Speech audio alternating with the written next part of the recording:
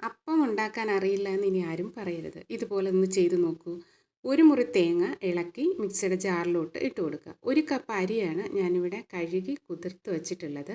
അതും കൂടെ മിക്സിയുടെ ജാറിലോട്ട് ഇട്ട് കൊടുക്കണം. അതിനുശേഷം 1 കപ്പിൽ കുറച്ച് ചോറ്, ഒത്തിരിയൊന്നും വേണ്ട, ഇത് കണ്ടില്ലേ, ഇതുപോലെ അത്രയും ചോറും കൂടെ ചേർത്ത് നന്നായിട്ടൊന്ന് അരച്ചെടുക്കുക.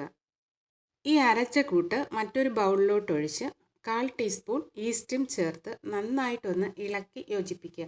അത് കൈകൊണ്ട് തന്നെ ഇളക്കി യോജിപ്പിച്ചാൽ ഈസ്റ്റ് എല്ലാ സ്ഥലത്തും ചെല്ലും. അപ്പോൾ എല്ലാ സ്ഥലത്തും ഈസ്റ്റ് എത്തിയാൽ മാത്രമേ നന്നായിട്ടത് പുളിച്ച് പതഞ്ഞ് വരത്തുള്ളൂ. എന്നിട്ട് ഇതിനെ ഒന്ന് മൂടി കൊണ്ട് അടച്ച് വയ്ക്കുക. രാവിലെ നോക്കുമ്പോൾ നന്നായിട്ട് ഇതുപോലെ പതഞ്ഞ് പൊങ്ങിയിട്ടുണ്ടാകും. ഇതിലിനി ആവശ്യത്തിന് ഉപ്പ് ചേർത്ത് കൊടുക്കുക. ഉപ്പും ചേർത്ത് ഒന്ന് ഇളക്കിയതിന് ശേഷം അപ്പച്ചട്ടി സ്റ്റൗവിൽ വെച്ച് ചൂടായി കഴിയുമ്പോൾ ഇതുപോലെ ഒരു തവി കോരി ഒഴിച്ച് നന്നായിട്ടൊന്ന് ചുറ്റിച്ച് കൊടുക്കുക. അപ്പത്തിൻ്റെ ആകൃതി വരത്തക്ക രീതിയിൽ ഒന്ന് കറക്കി മൂടി വെച്ച് ഒരു 2 മിനിറ്റ് ഒന്ന് ചൂടായി കഴിയുമ്പോൾ നല്ല റെഡിയായിട്ട് നല്ല സൂപ്പർ അപ്പം ഉണ്ടാക്കിയെടുക്കാൻ പറ്റും. എനിക്കിത് പറ്റിയിട്ടുണ്ടെങ്കിൽ നിങ്ങൾക്കും ഇത് ഈസി ആയിട്ട് ചെയ്യാം.